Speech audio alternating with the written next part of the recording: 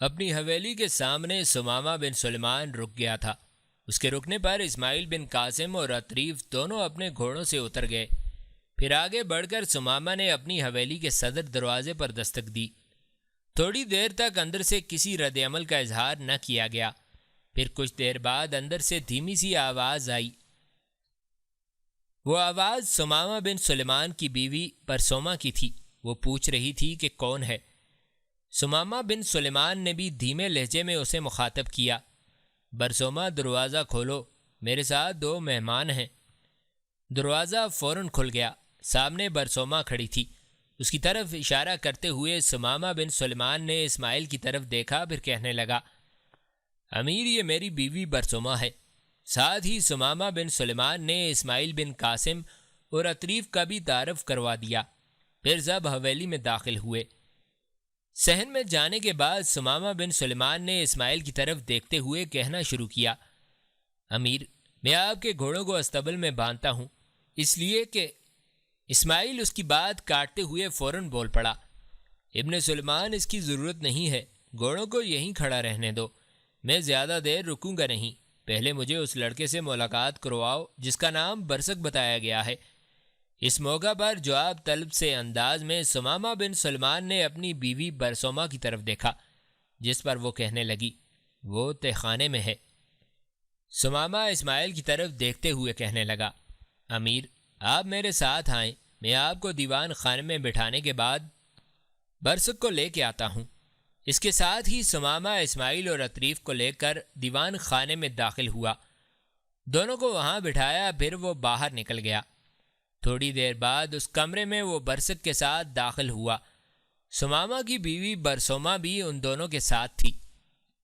دیوان خانے میں آنے کے بعد اسماعیل کو مخاطب کرتے ہوئے ثمامہ کہنے لگا، امیر یہ برسک ہے، اس سے متعلق میں آپ کو پہلے ہی بتا چکا ہوں، آپ سے متعلق تفصیل بھی میں نے اس سے کہہ دی ہے۔ برسک کی حالت بری ہو رہی تھی، وہ رو دینے والا ہو رہا تھا۔ اسماعیل آگے بڑھا، برسک کو اس نے اپنے ساتھ لپٹا لیا، اس کے سر پر ہاتھ رکھا۔ اس کے ایسا کرنے سے برسک بیچارہ پھوٹ پھوٹ کر رونے لگا تھا۔ اپنے ساتھ لپٹائے اسماعیل کچھ دیر اسے تسلیاں دیتا رہا، پھر نشست پر بیٹھا۔ برسک کو بھی اس نے اپنے ساتھ بٹھا لیا۔ اس موقع پر برسک اچانک اپنی نشست سے اٹھا، فرش پر اسماعیل کے اس نے پاؤں پکڑ لیے، پھر التجا بھرے لہجے میں وہ اسماعیل کو مخاطب کرتے ہوئے کہہ رہا تھا، امیر میں آپ کا انتہا درجے کا شکر گزار ہوں گا، میری بہن کو ان ظالموں کے چنگل سے بچا لیجئے۔ برسک کے ایسا کرنے پر اسماعیل تڑپ سا گیا تھا اور اسے اٹھا کر اپنے قریب نشست پر بٹھایا، پھر بڑی محبت سے اسے مخاطب کر کے کہنے لگا، برسک تمہیں ایسے رویے کی ضرورت نہیں ہے، تمہارے متعلق ثمامہ نے مجھے تفصیل بتائی تھی، میں تمہاری مدد کے لیے یہاں آیا ہوں۔ ثمامہ مجھے بتا رہا تھا کہ تم نے اس پر یہ بھی انکشاف کیا تھا کہ یہ شیروان اور بوفون دونوں پیشہ ور اوباش ہیں اور شہر کے شمال میں جو آتش کدہ ہے اسے اپنے مسکن کے طور پر بھی استعمال کرتے ہیں۔ دیکھو جہاں تک تمہارے باپ کا تعلق ہے تو ثمامہ نے مجھے تمام حالات بتا دیے ہیں کہ اسے ان بھیڑیوں نے قتل کر دیا ہے، بلکہ تمہارے میزبان کریاسین اور اس کی دونوں بیٹیوں کو بھی ہلاک کر دیا ہے۔ اب کریاسین کی حویلی ویران پڑی ہوئی ہے۔ ان علاقوں میں ایسے حالات اس لیے رونما ہوئے ہیں کہ خضر کا خاقان جو اچانک ان علاقوں پر حملہ آور ہوا، تباہی اور بربادی کا کھیل کھیلا اور یہاں کے انتظامات کو اس نے دھرم برم کر کے رکھ دیا ہے۔ اب مجھے امید ہے کہ بہت جلد یہاں کے انتظامات پہلے کی طرح کام کرنا شروع کر دیں گے، پھر کسی پر میرے خداوند نے چاہا تو ظلم نہیں ہوگا۔ یہاں تک کہنے کے بعد اسماعیل بن قاسم تھوڑی دیر کے لیے رکا۔ اس کے بعد اپنا سلسلہ کلام آگے بڑھاتے ہوئے وہ کہہ رہا تھا، برسک تم نے جب تک میں نہ کہوں یہاں ثمامہ کے ہاں ہی قیام کرنا ہے، باہر نہیں نکلنا۔ وہ لوگ جنہوں نے یہ خونی کھیل کھیلا ہے وہ یقیناً تمہیں تلاش کرتے پھر رہے ہوں گے۔ میں بہت جلد ان پر گرفت کروں گا اور گرفت بھی ایسی کروں گا کہ وہ میرے خداوند نے چاہا تو بچ نہیں پائیں گے۔ میں تو تمہیں صرف تسلی دینے کے لیے یہاں آیا تھا، اور میں آج ہی ان اوباشوں کے خلاف حرکت میں آؤں گا اور کوشش کروں گا کہ ہر صورت میں ان کی گرفت سے تمہاری بہن کو بازیاب کرایا جائے۔ اس کے ساتھ ہی اسماعیل بن قاسم اپنی جگہ پر اٹھ کھڑا ہوا، عطریف بھی کھڑا ہو گیا۔ اس موقع پر ثمامہ بن سلیمان نے اسماعیل کی طرف دیکھتے ہوئے کہا، امیر، کیا ایسا ممکن نہیں کہ آج آپ کھانا یہاں ہمارے ساتھ کھائیں؟ اسماعیل نے آگے بڑھ کر اس کا شانہ تھپتھپایا، پھر کہنے لگا، میرے بزرگ، کبھی موقع بنا اور خداوند نے چاہا تو یہاں آپ کے ہاں کھانا ضرور کھاؤں گا۔ آپ کے سلوک، آپ کے رویے، آپ کے اطوار نے مجھے بے حد متاثر کیا ہے۔ آپ نے جو اس لڑکے کو اپنے ہاں پناہ دی ہے تو میں سمجھتا ہوں یہ بہت بڑی نیکی ہے۔ بہرحال مطمئن رہیں، میں برسک کی بہن شاریہ کے لیے آج ہی کچھ نہ کچھ کروں گا۔ آپ مجھے اجازت دیں، میں رخصت ہوتا ہوں۔ اس کے ساتھ ہی اسماعیل اور عطریف دیوان خانے سے نکلے۔ ثمامہ بن سلیمان ان کے ساتھ تھا، پھر مڑ کر اپنی بیوی کو مخاطب کرتے ہوئے کہنے لگا، برسوما، دروازے کو اندر سے زنجیر لگا دو، میں دکان پہ جاؤں گا۔ پھر تینوں باہر نکلے۔ ثمامہ اپنی دکان کی طرف چلا گیا، جبکہ اسماعیل اور عطریف دونوں مستقر کا رخ کر رہے تھے۔ شیروان اور بوفون دونوں اوباش باکو شہر کے شمالی آتش کدے میں داخل ہوئے، جس کے اندر ایک تہہ خانے میں انہوں نے شاریہ کو رکھا ہوا تھا۔ بہت سے مسلح جوان اس وقت آتش کدے میں موجود تھے، وہ بھی ان دونوں کے گرد جمع ہو گئے تھے۔ اس موقع پر شیروان نے کسی قدر فکرمندی کا اظہار کرتے ہوئے ان مسلح جوانوں کو مخاطب کر کے کہنا شروع کیا، میرے عزیزو، حالات کسی قدر شدت اختیار کرنے لگے ہیں۔ مسلمانوں کا ایک سالار اسماعیل بن قاسم خاصے بڑے لشکر کے ساتھ یہاں پہنچ چکا ہے۔ اس کے ساتھ اس کا ایک نائب خزیمہ بن خازم بھی ہے۔ ساتھ ہی مسلمانوں کے خلیفہ کی طرف سے ایک شخص یزید بن فرید کو آرمینیا کے سارے علاقوں کا حاکم مقرر کیا گیا ہے، وہ بھی یہاں پہنچ چکا ہے۔ میرے خیال میں یہ لوگ حرکت میں آئیں گے۔ خضر کے خاقان کے لشکر جو مختلف جگہوں پر پھیلے ہوئے ہیں ان سے ٹکرائیں گے اور ان سرزمینوں کو ان سے پاک کرنے کی کوشش کریں گے۔ دیکھو، شاریہ کا بھائی بھاگ چکا ہے۔ اس شہر میں اس نے کہیں نہ کہیں تو پناہ لے لی ہوگی۔ جہاں اس نے پناہ لی ہوگی ان کی مدد سے وہ اپنی بہن کو بھی تلاش کرنے کی کوشش کرے گا۔ ہو سکتا ہے اس کا رابطہ ایسے لوگوں سے ہو جائے جن کو یہ معلوم ہے کہ میرا اور بوفون کا اس آتش کدے میں اکثر و بیشتر آنا جانا ہوتا ہے۔ ہمارے یہاں اس آتش کدے میں اکثر و بیشتر آنے جانے کی وجہ سے اس آتش کدے پر بھی شک کیا جا سکتا ہے کہ زریق، کریاسین، ناہیہ اور نایاز کو قتل کرنے کے بعد ہم نے شاریہ کو یہاں ہی نہ رکھا ہوا ہو۔ اس شک کی بنا پر شاریہ کا بھائی خود یا جن کے ہاں اس نے پناہ لے رکھی ہے وہ لوگ مسلمانوں کے سالار اسماعیل بن قاسم کے پاس گئے اور اس سے مدد طلب کی تو یاد رکھنا وہ شخص بری طرح ہمارے خلاف حرکت میں آئے گا۔ اس سے متعلق میں نے سن رکھا ہے کہ وہ بڑا سخت قسم کا سالار ہے اور ہارون الرشید نے اسے اپنا سب سے کڑا تیر اور بہترین سالار سمجھ کر آرمینیا کی طرف روانہ کیا ہے، اور اگر اس نے شاریہ کو اس آتش کدے سے بازیاب کرا لیا تو پھر یاد رکھنا ہماری کم بختی کی ابتدا ہو جائے گی اور کسی بھی صورت وہ ہمیں زندہ نہیں چھوڑے گا۔ یہاں تک کہنے کے بعد شیروان رکا، پھر وہ مسلح جوانوں کو مخاطب کرتے ہوئے کہہ رہا تھا، ان حالات میں بوفون کے ساتھ مشورہ کرنے کے بعد جو میں نے فیصلہ کیا ہے وہ کچھ یوں ہے کہ آج جو ہی سورج غروب ہوتا ہے تم لوگ اپنے چند ساتھیوں کو تیار کرنا جو اپنے آپ کو خوب مسلح کر کے شاریہ کو یہاں سے نکالیں گے اور اپنے کسی قابل اعتماد ساتھی کے گھر میں اسے منتقل کر دیں گے۔ آپس میں صلاح و مشورہ کرنا، تم میں سے جس کا مکان یا حویلی زیادہ محفوظ ہو وہاں شاریہ کو رکھا جائے اور پھر مجھے اطلاع دی جائے کہ اسے کہاں رکھا گیا ہے۔ جو آدمی شاریہ پر مقرر کیے جائیں انہیں خاص طور پر تنبیہ کی جائے کہ شاریہ کی حیثیت ابھی تک ہمارے ہاں معزز مہمان کی سی ہے۔ اس کی نہ صرف عزت و آبرو محفوظ رہنی چاہیے بلکہ یہ خود بھی تحفظ میں رہنی چاہیے۔ اس سے ہم بہت سے فوائد حاصل کریں گے۔ دیکھو، اول تو میں نے اسے پیشکش کی ہوئی ہے کہ وہ مجھ سے شادی کرے۔ اگر کل لیتی ہے تو میری دیرینہ آرزو ہے جو پوری ہو جائے گی، اور اگر یہ شادی نہیں کرتی تو اسے ہم قسطنطنیہ بھجوائیں گے اور وہاں سے اس کے بدلے خاصی بڑی رقم حاصل کریں گے۔ بہرحال آخری فیصلہ یہ ہے کہ آج سورج غروب ہونے کے بعد جب تاریکی پھیل جائے تم لوگ شاریہ کو یہاں سے کسی بھی محفوظ حویلی میں منتقل کرنے کے بعد مجھے اطلاع کر دینا کہ اسے کہاں منتقل کیا گیا ہے۔ اس کے ساتھ ہی شیروان اور بوفون دونوں جانے کے لیے جب مڑے تو اچانک شیروان مڑا اور پھر اپنے ساتھیوں کو مخاطب کرتے ہوئے کہنے لگا، میں اور بوفون دونوں چند دنوں کے لیے روپوش ہو جائیں گے۔ جو ہی مجھے اطلاع ملے گی کہ شاریہ کو کہاں اور کس جگہ حفاظت کے ساتھ رکھا گیا ہے، میں اور بوفون اس وقت تک زیر زمین چلے جائیں گے جب تک مسلمانوں کا یہ سالار اپنے لشکر کے ساتھ یہاں سے آگے کوچ نہیں کر جاتا اور ہم یہاں محفوظ نہیں ہو جاتے۔ اس کے ساتھ ہی شیروان اور بوفون دونوں وہاں سے چلے گئے تھے۔ عشاء کی نماز کے بعد اسماعیل بن قاسم، عطریف اور خزیمہ بن خازم تینوں باکو شہر کے شمالی آتش کدے میں داخل ہوئے۔ ان کے ساتھ کافی مسلح جوان تھے۔ آتش کدے کے چاروں طرف بھی مسلح جوان کھڑے کر دیے گئے تھے۔ اس وقت آتش کدے میں جس قدر شیروان اور بوفون کے آدمی تھے، ان سب کو اسماعیل بن قاسم کے کہنے پر ایک جگہ جمع کر دیا گیا۔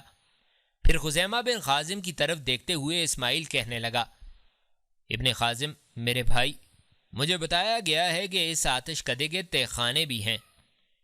یہ جو جوان کھڑے ہیں ان میں سے ایک کو ساتھ لے لو، اپنے کچھ مسلح جوانوں کو ساتھ لے جاؤ اور سارے تہ خانوں کا جائزہ لو۔ اگر یہ لوگ تہ خانے سے متعلق نہیں بتاتے تو پھر میں ان کا کوئی دوسرا علاج شروع کروں گا۔ ہمیں ہر صورت میں شاریہ کو برآمد کرنا ہے۔ اس پر خزیمہ بن خازم فوراً حرکت میں آیا۔ چند مسلح جوانوں کے ساتھ شیروان کے ایک آدمی کو بھی ساتھ لیا۔ شیروان کے آدمی نے بڑی شرافت کا مظاہرہ کیا، سارے تہ خانے دکھائے، لیکن وہاں شاریہ نہ ملی۔ خزیمہ بن خازم ناکام واپس آیا اور اداس لہجے میں اسماعیل کو مخاطب کر کے کہنے لگا، ابن قاسم، میں ان کے ایک آدمی کی مدد سے سارے تہ خانے دیکھ چکا ہوں، یہاں کوئی لڑکی نہیں ہے۔ اسماعیل پہلے کی نسبت زیادہ سنجیدہ ہو گیا تھا۔ کچھ دیر سوچتا رہا، پھر اپنے چند مسلح جوانوں کو اس نے حکم دیا کہ آتش کدے کے سارے لوگوں کو ایک قطار میں کھڑا کر دیا جائے۔ آنن فانن ایسا کیا گیا۔ شیروان اور بوفون کے سارے آدمیوں کو ایک قطار میں کھڑا کر دیا گیا۔ پھر چند لمحوں تک اسماعیل بڑے غور سے ان سب کا جائزہ لیتا رہا۔ اس کے بعد انہیں مخاطب کر کے کہنے لگا، کیا تم میں سے کوئی بتائے گا کہ وہ لڑکی جس کا نام شاریہ ہے، جسے شیروان اور بوفون نے اس کے باپ کو قتل کر کے اٹھایا تھا، اسے کہاں رکھا گیا ہے؟ دیکھو جھوٹ مت بولنا۔ جہاں تک مجھے علم ہوا ہے اسے اسی آتش کدے میں رکھا گیا تھا۔ یہاں تک کہنے کے بعد اسماعیل کچھ دیر انتظار کرتا رہا۔ شیروان اور بوفون کے کسی بھی آدمی نے زبان نہیں کھولی، سب چپ رہے۔ اس موقع پر اسماعیل بن قاسم نے پھر کوئی فیصلہ کیا اور خزیمہ بن خازم کی طرف دیکھتے ہوئے کہنے لگا، ابن خازم میرے بھائی، یہ یوں اگلیں گے نہیں۔ مجھے سب پیشہ ور، اوباش، اچکے اور جرائم پیشہ لوگ لگتے ہیں، اور ان کے ساتھ بھی معاملہ کرنے کے لیے ہمیں اپنا رویہ، اپنا سلوک بدلنا ہوگا۔ یہ پہلے ہی ایک قطار میں کھڑے ہیں، تم ان کے دائیں جانب ہو کر اپنی تلوار بے نیام کر لو اور دائیں جانب سے ان کے سر کاٹنے شروع کر دو۔ ان میں سے جو بچے گا وہ یہ بتائے گا کہ شاریہ نام کی لڑکی اس وقت کہاں ہے۔ اسماعیل بن قاسم کے ان الفاظ نے ان سب کو بوکھلا کے رکھ دیا تھا۔ سب سرسوں ہو گئے اور عجیب سے انداز میں ایک دوسرے کی طرف دیکھنے لگے تھے۔ اس موقع پر جب ایک جھٹکے کے ساتھ خزیمہ بن خازم نے اپنی بھاری چمکتی ہوئی تلوار بے نیام کی اور قطار میں سب سے پہلے آدمی کی طرف بڑھا، وہ پہلا آدمی یکدم بول پڑا، مجھے قتل نہ کیجیے، میں سب بتاتا ہوں، وہ لڑکی کہاں ہے۔ اسماعیل بن قاسم کے چہرے پر مسکراہٹ نمودار ہوئی اور اسے مخاطب کر کے کہنے لگا، تم مجھے عقل مند اور سیانے لگتے ہو، اپنی جان بچا گئے ہو، ورنہ سب سے پہلے تمہاری ہی گردن کٹنی تھی۔ اب تم ایک طرف ہٹ کر کھڑے ہو جاؤ۔ اسماعیل نے پھر دوسرے لوگوں کو مخاطب کیا، تم میں سے ایسا کون سا شخص ہے جو از خود تیار ہوتا ہے ہمیں شیروان اور بوفون کی رہائش گاہوں تک لے جانے کے لیے؟ جو نہیں لے کے جائے گا تو تم سب کی گردنیں کٹیں گی۔ اس پر ایک اور شخص شیروان اور بوفون کی رہائش گاہ تک رہنمائی کرنے کے لیے تیار ہو گیا۔ جب ایسا ہو چکا تب مطمئن انداز میں اسماعیل بن قاسم پیچھے ہٹا، خزیمہ بن خازم کے پاس آیا اور رازداری میں اسے مخاطب کر کے کہنے لگا، ابن خازم میرے بھائی، یہ جو دو نوجوان بولے ہیں، ان میں سے پہلے کو میں اپنے ساتھ لے جاتا ہوں اور اس لڑکی کو برآمد کرتا ہوں، اپنے ساتھ کچھ مسلح جوانوں کو بھی لے جاؤں گا دوسرا جوان جو بولا ہے اسے تم اپنے ساتھ لے جاؤ، باقی سارے مسلح جوان تمہارے ساتھ جائیں گے، اور یہ جو شیروان اور بوفون کے باقی ساتھی ہیں انہیں بھی تم ساتھ لے جاؤ۔ تم ان کی رہنمائی میں شیروان اور بوفون پر گرفت کرو، اور شیروان اور بوفون اور ان کے ساتھیوں کو لے کر اس جگہ آنا جہاں انہوں نے شاریہ کو رکھا ہوا ہے، کیونکہ یہ سب اس جگہ سے واقف ہوں گے، وہاں تک تمہاری رہنمائی کریں گے۔ خزیمہ بن خازم نے اسماعیل بن قاسم کی اس تجویز سے اتفاق کیا، پھر دونوں مسلح جوانوں کے علاوہ شیروان اور بوفون کے آدمیوں کو لے کر اس آتش کدے سے نکل گئے تھے۔ شیروان کے اس آدمی کی رہنمائی میں اسماعیل بن قاسم اپنے مسلح جوانوں کے ساتھ باکو شہر کی ایک وسیع حویلی میں داخل ہوا۔ اسماعیل بن قاسم نے احتیاط کے طور پر اپنے کچھ آدمیوں کو حویلی کے اندرونی حصے میں پھیلا دیا، پھر اپنے چند مسلح جوانوں کے ساتھ شیروان کے آدمی کے ساتھ اندر داخل ہوا۔ کسی کو اس نے آواز دے کر بلایا، جن پر دو مسلح جوان باہر نکلے۔ انہیں مخاطب کرتے ہوئے شیروان کا آدمی کہنے لگا، یہ مسلمانوں کے لشکر کے سالار ہیں، دیکھو شاریہ کو باہر لے کر آؤ، ورنہ ہم سب مارے جائیں گے، یہ ہمیں آتش کدے سے پکڑ کر لائے ہیں۔ ان کے کچھ مسلح جوان شیروان اور بوفون کو گرفتار کرنے کے لیے بھی جا چکے ہیں، ان کے ساتھ تم مسلح جوان دیکھ رہے ہو، حویلی کے ارد گرد بھی مسلح جوان پھیلے ہوئے ہیں، کوئی غلط قدم نہ اٹھانا، سب مارے جائیں گے۔ شیروان کا وہ آدمی یہیں تک کہنے پایا تھا کہ اسے رک جانا پڑا، اس لیے کہ اسماعیل بن قاسم کے اشارے پر اس کے مسلح جوانوں نے ان دونوں رومیوں کو اپنی گرفت میں کر لیا تھا جنہوں نے دروازہ کھولا تھا۔ پھر تحکمانہ انداز میں انہیں مخاطب کر کے اسماعیل کہنے لگا، میری اور میرے ساتھیوں کی اس جگہ تک تم رہنمائی کرو جہاں تم نے اس لڑکی کو رکھا ہوا ہے۔ اس کے ساتھ ہی کچھ مسلح جوانوں کو اسماعیل نے مخصوص اشارہ کیا اور انہوں نے اپنے خنجر نکال کر ان دونوں کی پیٹھ میں جما دیے تھے اور آگے بڑھنے کا حکم دیا۔ اس پر وہ دونوں آگے آگے چل دیے۔ شیروان کا آدمی جو رہنمائی کرتا ہوا آیا تھا وہ بھی ان کے ساتھ تھا۔ اسماعیل بن قاسم اور اطریف دونوں اپنے مسلح جوانوں کے ساتھ ان کے ہمراہ تھے۔ سب ایک کمرے میں داخل ہوئے۔ وہاں شاریہ ایک معمولی سی کھاٹ پر انتہائی بے بسی اور لاچارگی کی حالت میں پڑی ہوئی تھی۔ جب سب لوگ کمرے میں داخل ہوئے وہ بیچاری پر پھڑپھڑاتی ہوئی فاختہ کی طرح بدحواس ہو کر اٹھ کھڑی ہوئی، کسی رد عمل کا اظہار کرنا ہی چاہتی تھی کہ اسماعیل بن قاسم آگے بڑھا اور اسے مخاطب کر کے کہنے لگا، بی بی تمہیں فکر مند ہونے کی ضرورت نہیں ہے، جن لوگوں نے تمہیں یہاں محبوس کر رکھا ہے یوں جانو ان کا آخری وقت آ چکا ہے۔ مجھے افسوس ہے کہ اس شہر میں تمہارے ساتھ زیادتی ہوئی ہے۔ میں مسلمانوں کے اس لشکر کا سالار اسماعیل بن قاسم ہوں جو چند دن پہلے یہاں باکو شہر میں داخل ہوا ہے۔ یہاں کے انتظام دیکھ کر مجھے بے حد دکھ اور صدمہ ہوا ہے۔ مجھے اس بات کا بھی دکھ ہے کہ ان ظالموں نے تمہارے باپ کو قتل کر دیا ہے، اس کے لیے مجھے دلی دکھ اور افسوس ہے۔ اب شہر میں تمہارے ساتھ کوئی زیادتی نہیں کرے گا۔ اسماعیل بن قاسم کے ان الفاظ پر شاریہ کا دل بھر آیا تھا۔ بیچاری کھاٹ پر سر رکھتے ہوئے بیٹھ گئی تھی، زار و قطار رونے لگی تھی۔ کچھ دیر ایسا ہی سما رہا، یہاں تک کہ اسماعیل بن قاسم نے پھر اسے مخاطب کیا، بی بی تمہارا رونا اپنی جگہ درست اور معقول ہے، ان ظالموں نے تم لوگوں پر بڑے ظلم کیے ہیں، بہرحال اٹھو یہاں سے نکلو۔ شاریہ نے فوراً اپنے آپ کو سنبھال لیا، اپنی جگہ سے اٹھ کھڑی ہوئی۔ اس موقع پر اسماعیل بن قاسم نے اپنے مسلح جوانوں کو مخاطب کیا، یہ شیروان اور بوفون کے سارے آدمیوں کو گرفت میں رکھو، ان کا انجام ابھی باقی ہے۔ اس پر شیروان کا وہ آدمی جو رہنمائی کرتے ہوئے وہاں لایا تھا وہ بول اٹھا، میں نے یہاں تک آپ کی رہنمائی کی ہے، کیا میرا بھی انجام ان لوگوں جیسا ہوگا؟ اس کے سوال کا جواب اسماعیل بن قاسم دینا ہی چاہتا تھا کہ اطریف بول پڑا، بڑا بول نہ بول، بڑا بول نہ بول۔ اس کے ان الفاظ پر وہ شخص اور زیادہ بوکھلا گیا تھا۔ اسماعیل کے چہرے پر مسکراہٹ نمودار ہوئی۔ وہ کہنے لگا، تمہارا فیصلہ کرنا ابھی باقی ہے۔ اس شخص کے الفاظ سے فکر مند نہ ہونا اور گھبرانا نہیں، یہ میرا ام ہے، جو کچھ اس نے کہا ہے یہ اس کا تقیہ کلام ہے۔ چلو تم بھی اپنے ساتھیوں کے ساتھ آگے چلو۔